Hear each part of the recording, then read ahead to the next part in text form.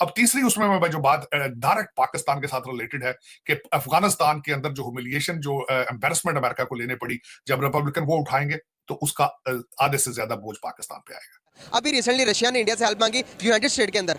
India ने Russia को, United state को पीछे करके कहा कि भाई मैं तुम्हारे साथ खड़ा हूँ, मैं हर हालात में तुम्हारे साथ खड़ा हूँ। नमस्कार दोस्तों, आपका बहुत बहुत स्वागत है अपने न्यू अपडेट्स चैनल में। दोस्तों, रिसेंटली यूएन में भारत ने रशिया के फेवर में वोट डाल के ये दुनिया को बता दिया कि भारत हर स्थिति में रशिया के साथ खड़ा है। इसी मीटिंग से पहले रशिया ने भारत से हेल्प मांगी थी कि इंडिया रशिया को सपोर्ट करे नाजी सोच को ग्लोरीफाई करने के ड्राफ्ट पर। नाजी सोच क्या है उसके बारे में आप गूगल करके पढ़ लीजिएगा। आगे चलते हैं। ये सुनकर पाकिस्तान के पैरों तले ज़मीन सी खिसक गई, क्योंकि जब उनसे पूछा गया कि कोई ऐसा देश है जो पाकिस्तान के लिए हर स्थिति में खड़ा हो सकता है, तो पाकिस्तान के पास कोई जवाब नहीं था। दूसरी खबर यह है कि अमेरिका में रिपब्लिकन पार्टी दोबारा से इलेक्ट हो सकती है, और ये खबर पाकिस्तानियों के लिए बहुत बुरी है, क्योंकि जब जब रिपब्लिकन पार्टी सत्ता में आई है उस वक्त पाकिस्तान का हुक्का पानी बंद हो गया है और बराबर उनसे हिसाब किताब लिया जाता है। चलिए दोस्तों, वीडियो शुरू करते हैं और वीडियो में देख लेते हैं। जय हिंद, जय भारत। आपसे यहाँ पर कि रशिया और इंडिया इतनी ज़्यादा गहरी दोस्ती है कि जब इंडिया को रशिया की ज़रूरत होती है तो चाहे दुनिया इधर से इधर हो रही हो, चाहे इंडिया को अमेरिका के खिलाफ जाना हो, लेकिन फिर भी वो रशिया के साथ खड़ा रहता है। बिल्कुल। अगर रशिया की बात करें तो रशिया भी हर एक कंट्री को पीछे करके इंडिया का साथ देता है। अभी रिसेंटली रशिया ने इंडिया से हेल्प मांगी यूनाइटेड स्टेट के अंदर। इंडिया ने रशिया को, यूनाइटेड स्टेट को पीछे करके कहा कि भाई मैं तुम्हारे साथ खड़ा हूँ, मैं हर हालात में तुम्हारे साथ खड़ा हूँ। ये बात करने का मेरे पर्पस ये है, क्या पाकिस्तान के साथ कोई ऐसी कंट्री है सिवाय चाइना के कि जो कि हमारे बैकएंड पर हमारे साथ दे। अगर इंडिया की बात करें, इंडिया खाली रशिया के साथ तो उनके ताल्लुकात अच्छे नहीं है। उनके ताल्लुकात अगर मैं बात करूं जापान के साथ बहुत अच्छे हैं, उनके ताल्लुकात अगर मैं के साथ बहुत अच्छे हैं, मिडल ईस्ट के साथ, कुवैत, कतर वगैरह मिडल ईस्ट के अंदर बहुत अच्छे ताल्लुकात हैं। इनके वीज़े आज तक बंद नहीं हुए। आप पाकिस्तानियों को देख लें कि मिडल ईस्ट में वीज़ा अवेलेबल नहीं है। आप इंडिया को देख लें, चेन उनकी चेन वर्क्स है वहाँ पर, पूरा पूरा बिजनेस है उनका वहाँ पर। लेकिन ये है कि पाकिस्तान की फॉरेन पॉलिसी इस टाइम बहुत यानी अफेक्टेड है। तो हम पे एक लेबल लगा दिया गया टेररिस्ट का। एक्चुअली हम लोग है नहीं, हम लोग के पासपोर्ट यूटिलाइज़ किए जा रहे हैं। अफगानिस्तानी और लोग हमारे पासपोर्ट यूज़ करते हैं। एक्चुअली पाकिस्तानी ऐसे है नहीं, लेकिन हमारा एक इमेज क्रिएट कर दिया गया, ऐसा बिल्डअप कर दिया गया। But Pakistani is a very peaceful country and peoples are very lovable. तो ऐसा कुछ नहीं है, लेकिन अभी हमारी स्टेबिलिटी नहीं है मुल्क में, क्योंकि सियासी जो हालात जा रहे हैं। इंशाल्लाह फॉरेन अफेयर में जब हालात बेहतर होंगे, एज ए मैं क्योंकि ओवरसीज़ भी हूँ, मैं जानता हूँ, क्योंकि मेरी काफ़ी उम्र बाहर भी गुजरी है, तो पाकिस्तान को अच्छी निगाह से देखा जाता है। We are atomic power. हम लोग कोई इतने नॉर्मल भी नहीं है, लेकिन इतना हमें लोग आसान भी नहीं लेते। लेकिन एक टाइम आएगा कि हमारी फॉरेन पॉलिसी अच्छी हो जाएगी। जो फॉरेन पॉलिसी पे बिल्कुल भी तवज्जो नहीं दी जा रही, इसी वजह से हम लोग पीछे हैं, और कोई इसमें वजह नहीं है। बाकी हर ममालिक के आपस में जो है ना होते हैं, मामलात होते हैं। हमारे भी मामलात हैं कई मुल्कों के साथ, लेकिन क्या है, इंडिया क्योंकि हर तरफ से मीडिया के लिहाज से, हर लिहाज से बहुत ज़्यादा एक्टिव है, और हम लोग क्योंकि इंटरनली मुसीबतों में फंसे हुए हैं, इंशाल्लाह हमारे मसले मसाइल भी ठीक हो जाएंगे। क्या वजूहत लगती हैं आपको कि बैकएंड पे पाकिस्तान पर ज़्यादा कंट्रीज, अगर यूएई मिडिल ईस्ट की आपने बात की, तो मिडिल ईस्ट भी पाकिस्तान पर ट्रस्ट करने के लिए पहले झिझकता है। बिल्कुल ऐसा ही है, बिल्कुल। अगर चाइना की बात करें तो चाइना करता है हम पर ट्रस्ट। चाइना ने ट्रस्ट किया तो उसकी बहुत बड़ी मिसाल ये कि सी पैक का प्लान हमें दे दिया।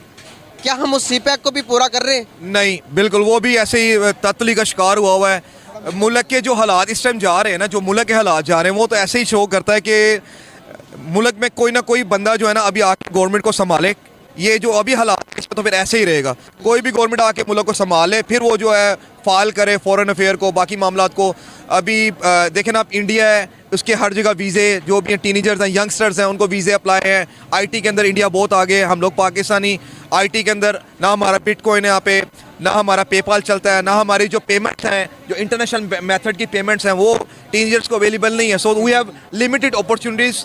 तो उनके पास अपॉर्चुनिटीज़ ज़्यादा है, हमारे पास अपॉर्चुनिटीज़ कम है, किसी लिहाज से भी देखा जाए तो। जैसे कि मैं बात कर रहा था आपसे, आप चाइना के बारे में बात कर रहे थे। चाइना ने अभी कल की बात है, चाइना को हमें सपोर्ट करना पड़ना है, क्योंकि हम लोग ऐसे खिते में चाइना को, क्योंकि उनका जो ऑलरेडी इंडिया के साथ एक डिस्प्यूट चल रहा है, वो हम हिस्ट्री देखें, जापान के साथ इंडिया के रिलेशंस के वो बहुत ज़्यादा पुराने, इजराइल के साथ अगर हम देखें तो वो बहुत ज़्यादा पुराने। अब रशिया को मदद की ज़रूरत थी इंडिया की, और इंडिया ने कहा कि भाई मैं फर्स्ट पर हूँ, सबसे पहले मैं आपकी मदद करूँगा, बाकी सारी बातें यूनाइटेड स्टेट को पीछे करके इंडिया ने मदद की रशिया की। क्या समझते हैं आपके, जब भी इंडिया को अपने दोस्त की ज़रूरत होती है तो इंडिया हाजिर हो जाता है, लेकिन इंडिया को जब ज़रूरत होती है वो भी हाजिर होते हैं। अगर मैं बात करूं पाकिस्तान की, तो वर्ल्ड वाइड में उस किस्म की रिस्पेक्ट हमने हासिल करने से महरूम रह चुके हैं। क्या वजूहत है? आप पहले तो ये बताएं कि कौन सी कंट्री की ज़्यादा रिस्पेक्ट है वर्ल्ड वाइड में, पाकिस्तान की या फिर इंडिया की? ऑनेस्टली स्पीकिंग के जो रिस्पेक्ट है ओवर वर्ल्ड वाइड, वो इंडिया की ज़्यादा है। उसकी रीज़न ये है कि इंडिया बेसिकली अपने लोगों का सोचता है, जिसकी वजह से दूसरी कंट्रीज़ के साथ अपने रिलेशंस को बेटर करता है। आप अपने लोगों का सोचते हुए अपनी पॉलिसीज़ को बेटर करेंगे तो आपके साथ दुनिया भी चलेगी, लेकिन हमारे यहाँ पे क्या आज़ाद सोच ही नहीं है। जब तक आज़ाद सोच ही नहीं होगी, आप इंडिपेंडेंटली अपने लिए कोई भी डिसीजन नहीं ले सकेंगे, अपने लोगों के लिए नहीं ले। अगर आपके लिए कोई स्टैंड करना चाहेगा, कोई आपका लीडर आपके लिए आके स्टैंड करेगा, तो हमारे लोग कहते हैं जी, हमारे ऊपर वाले पॉलिटिकल लोग कहते हैं जी हमने अमेरिका से उसकी इजाज़त लेनी है, लेकिन हमारा स्टेक होल्डर मीन्स अमेरिका है, हमारी अपनी गवर्नमेंट नहीं है। तो फिर इंडिया इसीलिए कामयाब है, और इज़्ज़त उसी की होगी जो इज़्ज़तदार कौम बनना चाहेगी और आज़ाद आना सोच रखती होगी। हम गुलाम सोच वाले लोग हैं, हमारी इज़्ज़त नहीं हो सकती है। तो भाई कोई दो स्टेक होल्डर्स चेयर पे तो एक दूसरे की कर सकते हैं, लेकिन वो बैक पे क्या बोलते हैं वो उनके रिएक्शन से, और वो हमें पता चल चुका है। सही बात है। कुछ यार, इतने साल हो गए, 75 साल हो गए हैं, कुछ चंद एक लीडर्स हमें ऐसे मिले कि जिन्होंने पाकिस्तान के थोड़ी बहुत वर्ल्ड वाइड के अंदर रिस्पेक्ट को थोड़ा इंक्रीज़ करवाया, लेकिन अभी तक हमें बदकिस्मती से कोई ऐसा लीडर नहीं मिल सका कि जो कि हमारी रिस्पेक्ट को वर्ल्ड वाइड के अंदर बूस्ट कर दे और दुनिया के वाह भाई। क्या समझते हो आपके रिस्पेक्ट ना करने के पीछे क्या वजूहत है? कि क्या हम दूसरों से कर्जा मांगते हैं, ये फैक्टर तो नहीं, या कोई और वजूहत है? नहीं, कर्जा बहुत सारी कंट्रीज़ एक दूसरे से लेती हैं अपने हालात को बेहतर करने के लिए, और वो उतर भी जाते हैं, ऐसी कोई बात नहीं है। लेकिन बेसिकली हम लोग छोटे होते से अभी तक यही समझते आ रहे थे कि हमारे मुल्क को हमारी गवर्नमेंट चलाती है, लेकिन ऐसा नहीं है। अब हमें समझ आना शुरू हो गया कि हमारी मुल्क को हमारी गवर्नमेंट नहीं चलाती, बल्कि हमारी गवर्नमेंट को चलाने वाले और हैं। बाकी कुछ यूरोपियन यूनियन भी देती है। जिसके अब मैं दूसरे पॉइंट पे जाना चाहूंगा। दूसरा पॉइंट चाइना पॉलिसी है।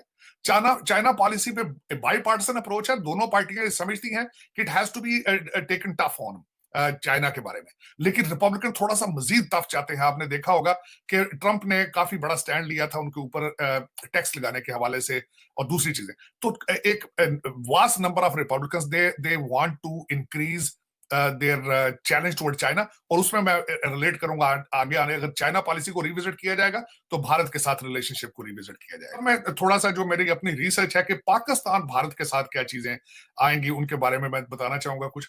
एक तो जिस तरह मैंने आपको अर्ज किया नंबर, उसमें 10 पॉइंट मैंने नोट किए हैं मेरी अपनी रिसर्च के हिसाब से। नंबर 1 उसमें आएगी चाइना पॉलिसी। चाइना पॉलिसी के हवाले से अगर चाइना के साथ टफ जाएंगे रिपब्लिकन तो they have to increase the relationship with Bharat. जो पाकिस्तान के साथ भी फॉरेन पॉलिसी को रिविजिट किया जाएगा अगर चाइना के साथ टफ किया जाएगा। दूसरा मैंने आपको अर्ज की थी कि ईपीए की फंडिंग कम की जाएगी। ईपीए के जो रीजनल ऑफिसेज हैं उनको बंद किया जाएगा। अब ईपीए क्या है? Environmental protection agency.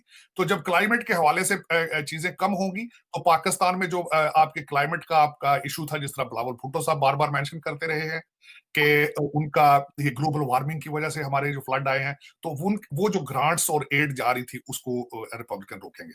अब तीसरी उसमें मैं जो बात डायरेक्ट पाकिस्तान के साथ रिलेटेड है कि अफगानिस्तान के अंदर जो ह्यूमिलिएशन, जो एम्बेरसमेंट अमेरिका को लेने पड़ी, जब रिपब्लिकन वो उठाएंगे तो उसका आधे से ज्यादा बोझ पाकिस्तान पे आएगा।